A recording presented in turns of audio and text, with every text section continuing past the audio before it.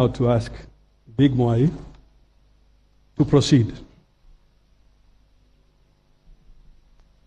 Joining the cabinet, Mwai Kibaki became a full cabinet minister on May 3rd, 1966, when he was appointed Minister for Commerce and Industry. He would 3 years later be appointed to serve his nation as a Minister for Finance. During his tenure at the National Treasury, Mwai Kibaki guided the country through a global economic turndown and managed to steady the fortunes of a relatively young economy to safe shores. Given Kibaki's notable exploits in the arena of leadership, former World Bank President Robert McNamara described him as one of the greatest economic brains to have emerged from Africa. Kibaki's former lecturer at Makerere, Professor Kenneth Ingham, believed that Kibaki had stayed long enough in academia. He would have ended up as a president of the World Bank. A rising star. Upon the demise of the founding father of the nation, President Jomo Kenyatta, in 1978, Kibaki became President Daniel Arap Moi's vice president. Kibaki's star was clearly on a climbing trajectory. While at the Ministry of Finance and later as vice president, Kibaki's adeptness, guided by his economic and fiscal outlook, transformed Kenya's economy. During that period, Kenya benefited from a commodities boom, propelled by monetary policies that led to consistent economic growth. Mwai Kibaki represented his people for 50 years, effectively becoming one of the longest-serving MPs in the Commonwealth. That, though, does not mean he did not have antagonists and detractors. His unyielding resolve to succeed and conspicuous political charm handed him serial victory at the ballot. In 1988, Mwai Kibaki was moved from the twin docket of Vice President and Minister for Home Affairs to the Ministry of Health. He took this unseemly turn of events, In fact, Kibaki went on to tattoo an indelible mark in the ministry when he momentarily waived cost-sharing measures imposed on healthcare service delivery by donors. The 1980s were uncertain times for politicians. The ruling party, KANU, had tightened its grip on dissenting political voices than ever before. Through this difficult stretch, Kibaki maintained an aura of calmness and decency. Opposition leader. In December 1991, Mwai Kibaki announced his resignation from government and formed the Democratic Party, DP. He thus started a new political journey. When Kibaki lost the presidential election in 1992, coming third after the late President Daniel Arap Moi and Kenneth Matiba, he found himself in unfamiliar territory, the opposition.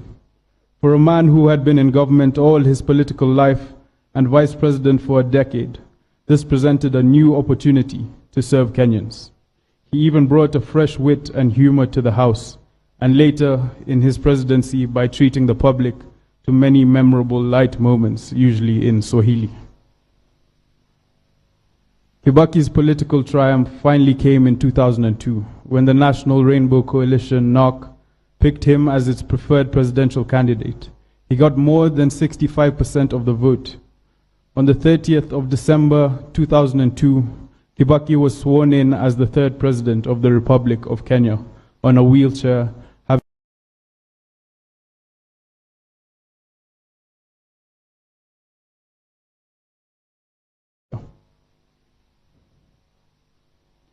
He served as the head of state and government until 9th April 2013, when his successor, President Uhuru Kenyatta, ascended to the presidency. Inking history, the indelible mark.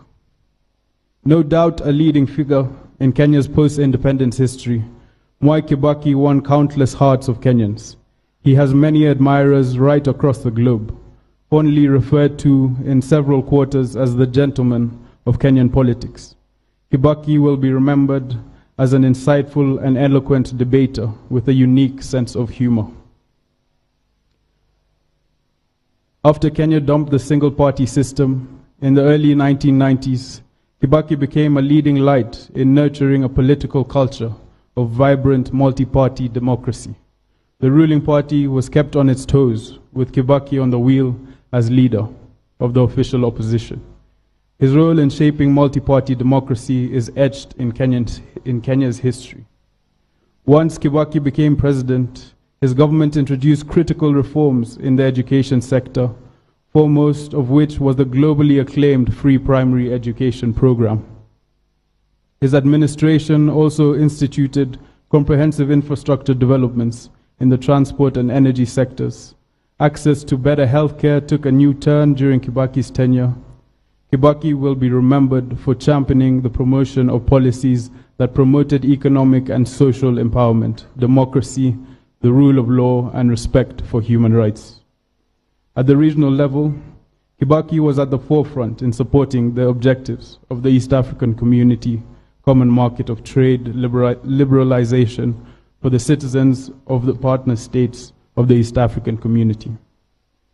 His commitment and conviction in matters of economic empowerment went beyond Kenya. Perhaps one of the most memorable achievements of the Kibaki era is the promulgation of the 2010 Constitution that ushered in a new dispensation whose far-reaching effects have redefined how Kenya is governed today. For 2 decades, Kenya had expressed their wish to change the constitution the country had inherited at the dawn of independence in 1963. It had been an elusive goal. At Kibaki's first attempt, it did not fly. It was his second attempt in his second term that it was finally realized. During its promulgation in August 2010, Kibaki termed the achievement the boldest step the Kenyan people have taken towards changing their lives.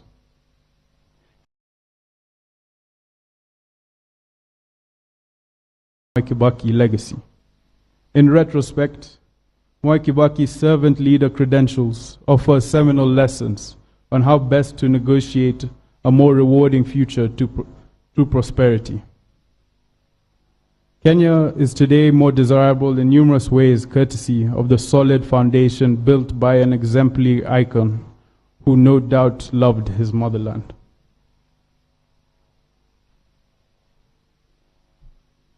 Fare thee well. In victory, he was gracious and magnanimous, and a magnanimous winner who brought unity. When he lost, he accepted the outcome with dignity and strove to come back better. He showed us how setbacks can strengthen the value us, the value of patience, and the power of never losing sight of one's goals. None of his disappointments could compare with one of life's greatest tragedies, the loss of his dear wife, Mama Lucy Kibaki, 6 years and 4 days ago. If there can be any consolation as we bid farewell to Mwai Kibaki, it is that he has been reunited with the love of his life, as well as with his departed parents and siblings. Mwai Kibaki knew how to be a true and loyal friend. He honored and nurtured his many friendships. He taught us what it means to protect one's family as a husband, father, and grandfather, as well as what it means to be leader of formidable accomplishment. We honor and rejoice in the lifelong companionship he enjoyed with his now departed wife, Her Excellency Mrs. Lucy Kibaki, and his love for his immediate and extended family. Our earnest prayer is that the Almighty God will be kind to Judy Wanjiku, Jimmy Kibaki, David Kagai, and Tony Githenji and their families. In the outpouring of sympathy and adoration that followed Kibaki's demise on April 22, 2022, it became clear that Mwai Kibaki had an impact on his country and the world at large in a unique manner. His ingenuity in matters of economic management, his deep love for his country and dedication to its transformation, and his defining character as the gentleman who stood tall above all the muck of politics became the common chorus of the millions of people who mourned this outstanding son of Kenya and the world. Fare thee well, Your Excellency, and may your soul rest in eternal peace.